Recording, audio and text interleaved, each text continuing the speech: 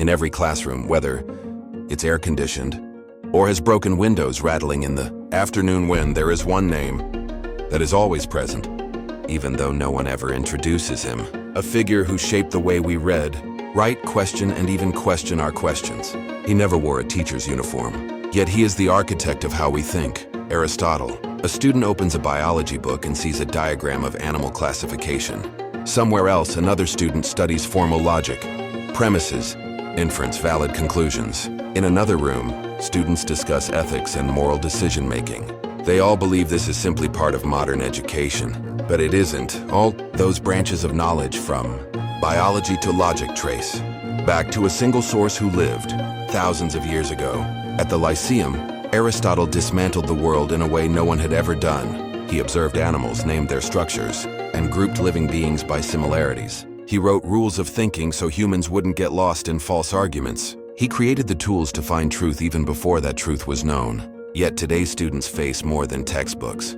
They face a storm of information, fake news, wild opinions, rapid-fire content that often travels faster than reason. They know many things, but don't know which ones are true. They have access to all answers, yet lack the foundation to test them. The most frightening question arises: how can students survive a world of confusion without tools for thinking? This is where Aristotle becomes vital again. He is not just a historical figure. He is the one who gave students a compass before they entered the vast forest called knowledge.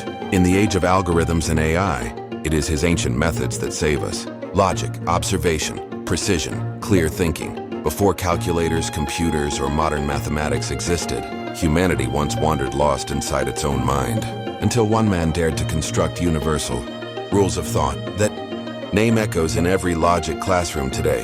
Aristotle, the teacher behind all thinking. Imagine a student crafting an argument in an essay. He uses premises, evidence, and conclusions. He may not realize that this format did not originate in modern schools, but in Aristotle's refusal to tolerate the chaos of reasoning in his time. At the Lyceum, he created the Syllogism, an instrument that allows humans to test whether something is truly true or merely appears so.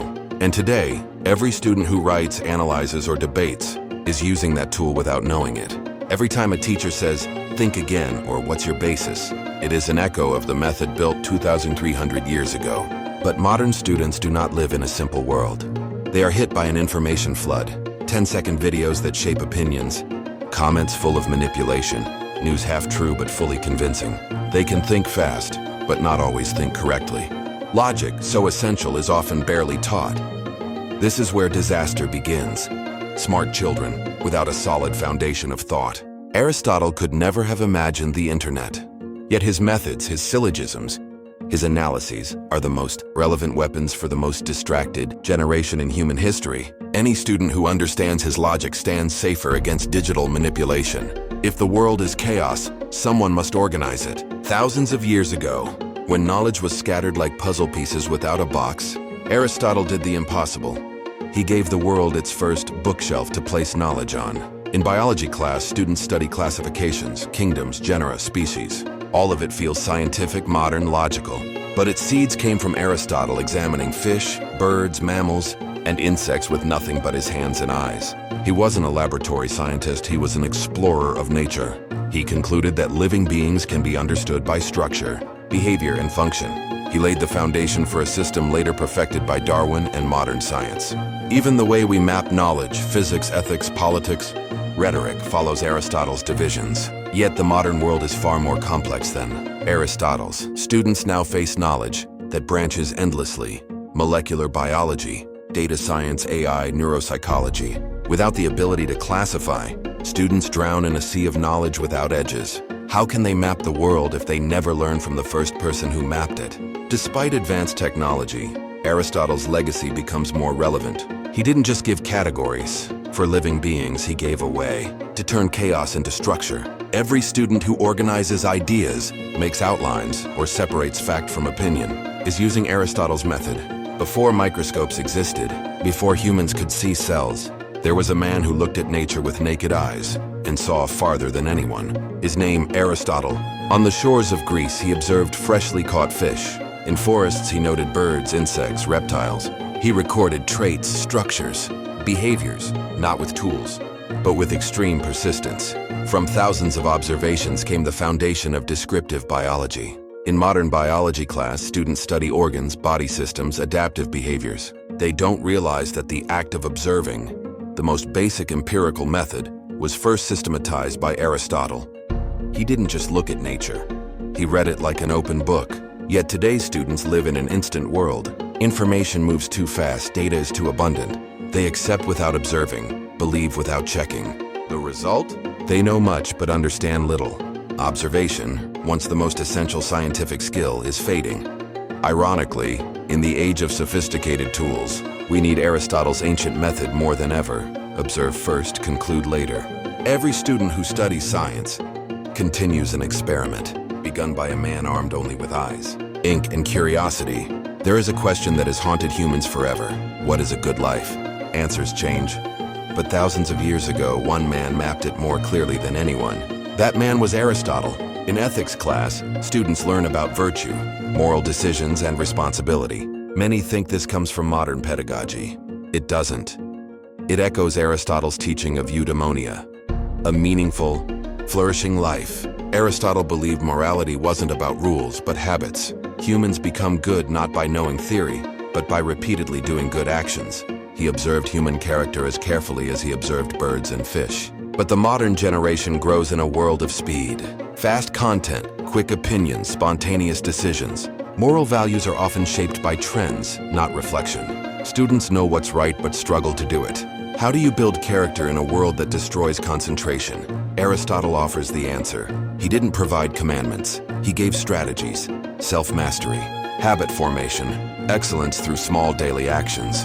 His ethics is the silent backbone of modern character education. Before curricula, before school subjects, before humans understood what formal education was, one man first asked, "What is the best way to make humans learn?" His answer shaped modern schooling. His name, Aristotle. The Lyceum wasn't just a place to study. It was the first prototype of a school. There, Aristotle separated knowledge into categories, distinguished theory from practice, and grouped lessons by modes of thinking. What we now call subjects, logic, ethics, biology, rhetoric, were mapped by him. When modern students move between classes every hour, they follow the structure Aristotle created thousands of years ago. Even discussion methods, inquiry learning, and scientific investigation began in those columned halls of Athens. But modern education faces a new illness. Students follow the system without understanding the system.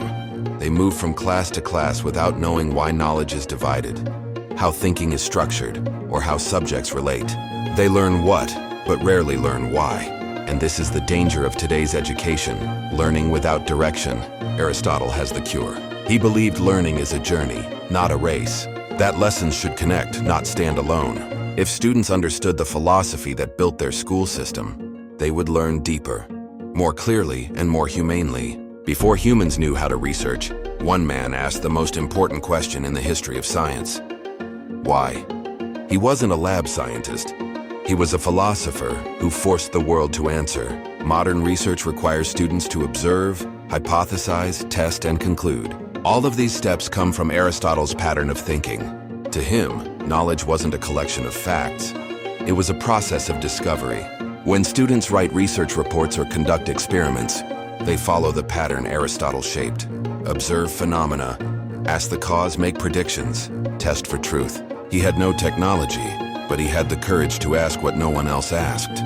Yet modern students face a dangerous trap: instant answers. Search engines give solutions in seconds. Short videos explain theories without investigation. Students copy knowledge instead of pursuing it. If this generation stops asking questions, research collapses into memorization. Aristotle becomes the rescuer again. It is his questions, not his answers, that save the world of knowledge. Students who learn to ask like Aristotle will discover more than any book can hand them. Every time students argue, say that doesn't make sense or your argument is flawed, they are using tools created by one man, a philosopher who changed how humans fight with words, Aristotle.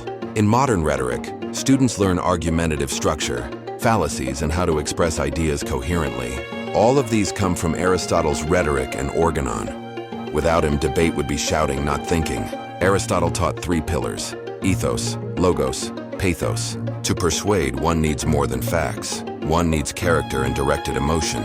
Today, students use these principles in presentations, speeches, and classroom discussions. But the digital generation grows in chaotic debate spaces, baseless comments, emotional outbursts, data manipulation, arguments built for shock, not truth. They argue to win, not to understand.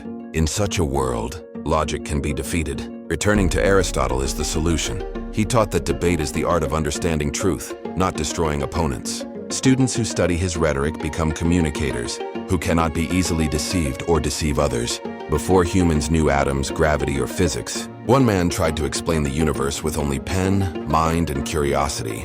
He wasn't a modern scientist, but he laid the foundation. Aristotle. Aristotle mapped the world through 4 elements: natural motion and early laws of nature. Though many details have evolved, his way of thinking, searching for patterns, causes, and connections is the basis of science. In modern science classes, students learn natural phenomena, motion, energy, and matter structure. These are taught through the method. Aristotle built observation, explanation, testing. He may have been wrong in details, but right in approach. Modern students often lose sight of the big ideas. Overwhelmed by formulas and data, they forget that science is a story about why the world works. Without curiosity, science becomes memorization. So how do we reignite curiosity? Aristotle shows the way. He began science not with answers, but with wonder. If students embrace his approach, not just his theories, they will see science as an adventure, not an exam. Generations change, technologies expire, theories evolve. But one teacher never leaves human education: Aristotle. Why? He didn't just teach knowledge, he taught how to understand knowledge. He didn't just give answers, he gave ways to find answers. Every student who studies logic, ethics, science, rhetoric, research, or classification is reading a new chapter of the book Aristotle began. He understood that humans cannot live on facts alone. We need methods. And those methods became the lifeblood of modern education.